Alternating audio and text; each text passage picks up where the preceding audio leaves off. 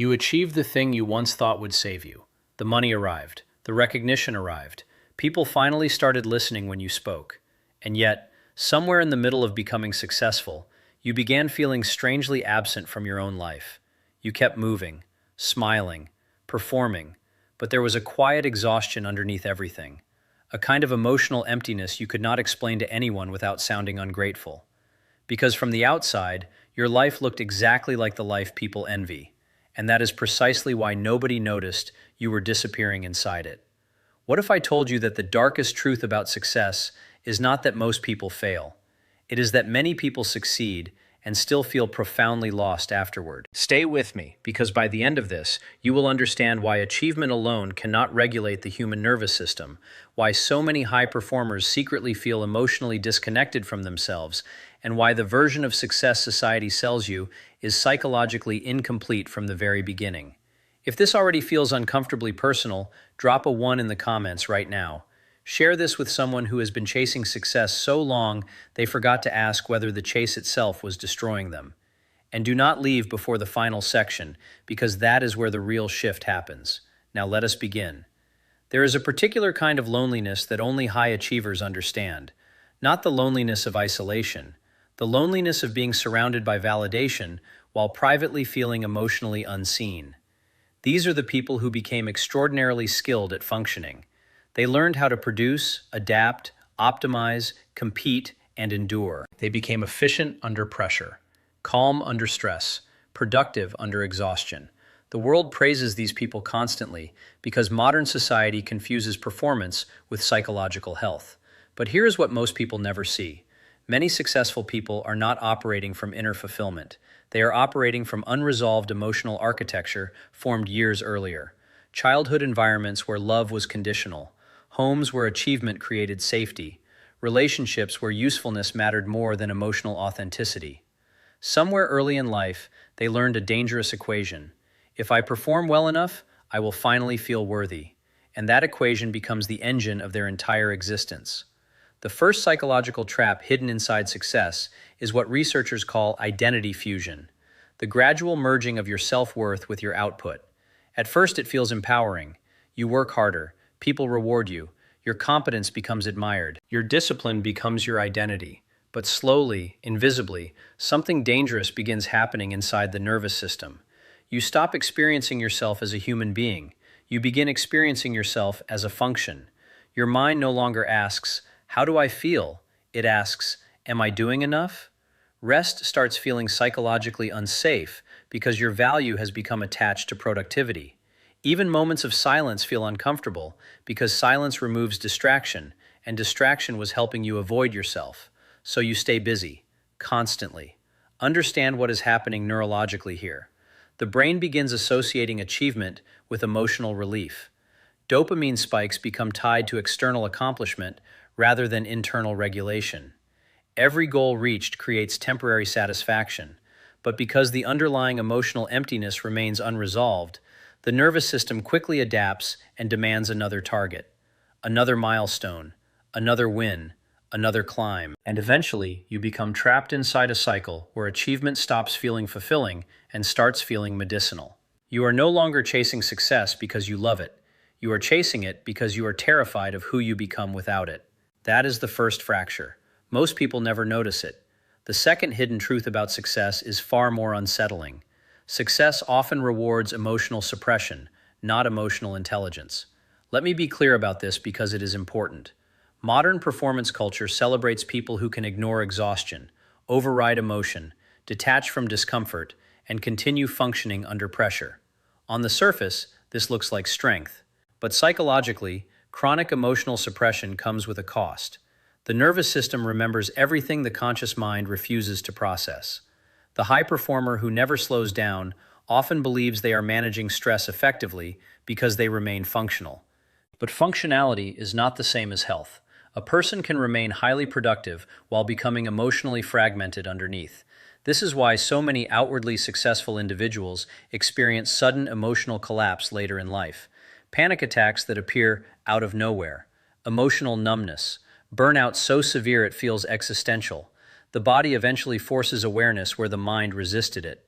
And the tragedy is that society often applauds people precisely when they are abandoning themselves most aggressively. The person sleeping 4 hours a night, the person constantly available, the person sacrificing relationships, health, and inner peace in exchange for status. They are called driven, disciplined, elite. But internally, many of them are deeply dysregulated. Because achievement can distract pain, it cannot heal it. The third psychological reality nobody talks about is that success changes the way people relate to you. Not always consciously, not always maliciously, but permanently. The moment you become highly successful, you begin encountering a different kind of social environment. Some people admire you, some envy you, some compete with you silently, some project onto you versions of themselves they cannot become, and slowly, you stop knowing who actually sees you clearly. This creates what interpersonal psychologists describe as relational ambiguity. You begin questioning sincerity. You wonder whether people like you or what you represent. You notice conversations becoming transactional. Performance replaces presence. Image replaces intimacy. And here is where the emotional exhaustion intensifies. Because human beings are not psychologically designed to survive on admiration alone. The nervous system does not regulate through status.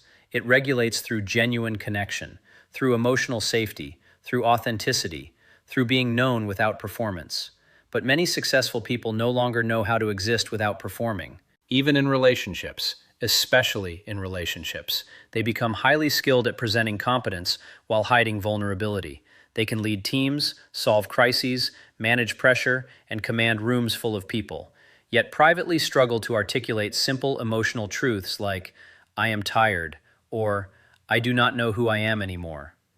That silence becomes corrosive. The fourth truth is perhaps the darkest of all. Success can quietly separate you from yourself. I am talking to those of you who achieved the life you once dreamed about and then felt strangely disconnected after arriving there.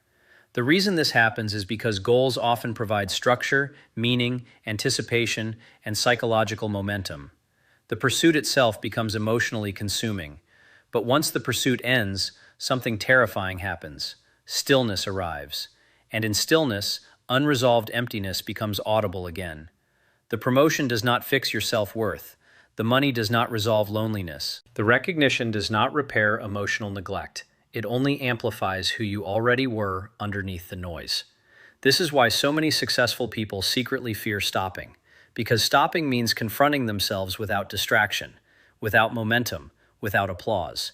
And many people have spent so long building external success that they never developed an internal relationship with themselves at all.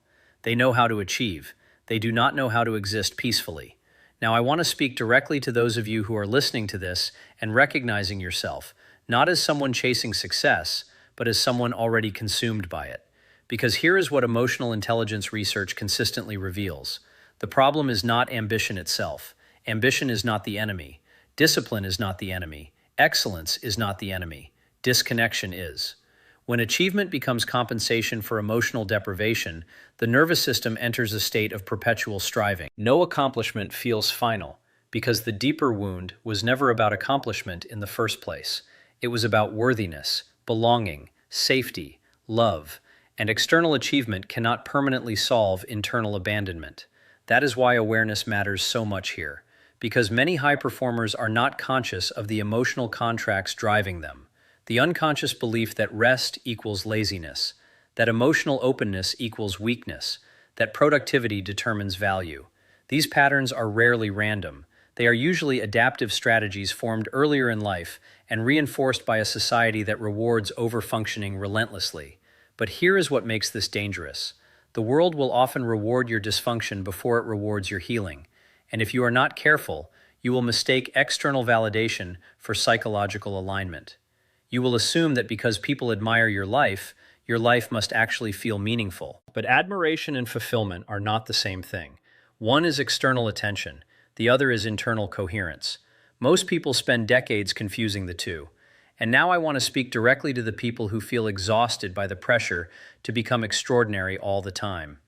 Because one of the greatest lies modern culture tells you is that your life only matters if it is exceptional, that ordinary peace is somehow failure, that slowing down means falling behind, that your value must constantly be proven publicly. But human beings were never designed to live permanently inside performance mode. Your nervous system needs recovery. Your mind needs stillness. Your emotional world needs honesty.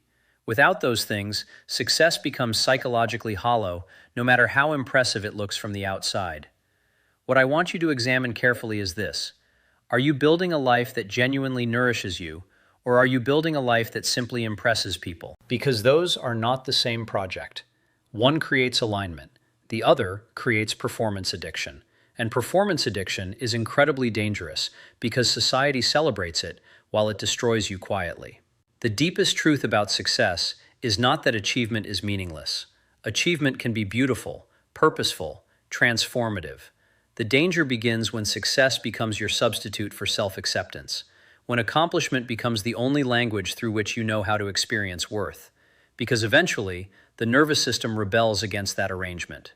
Eventually, you wake up one morning emotionally exhausted by a life you worked desperately to build. Not because the life itself is bad, but because you abandoned too much of yourself while creating it. Your relationships weakened, your inner world became neglected, your emotional needs became postponed indefinitely under the illusion that fulfillment would arrive later. Later rarely comes. That is the part nobody tells you. The people who experience the deepest fulfillment are not necessarily the most successful by societal standards. They are often the people who learned something psychologically profound. They learned how to achieve without emotionally abandoning themselves in the process. They learned how to remain connected to their inner life while navigating ambition. They learned how to pursue excellence without making excellence the sole condition for self-worth. That changes everything. Because true fulfillment does not come from becoming impressive enough to silence your insecurity. It comes from building a nervous system that no longer requires constant external proof in order to feel internally whole. And that is an entirely different form of success. One rooted not in performance but in alignment, not in endless striving but in emotional coherence, not in becoming admired by everyone around you, but in finally becoming honest with yourself. The most dangerous thing about success is not failure. It is achieving everything the world told you to want and realizing too late that none of it taught you how to feel at peace inside your own mind. Because at the end of all achievement, all status, all recognition, all applause, you still return to the same place every night, yourself. And if success taught you how to conquer the world, but never taught you how to live gently within your own inner world, then no amount of achievement will ever feel like enough.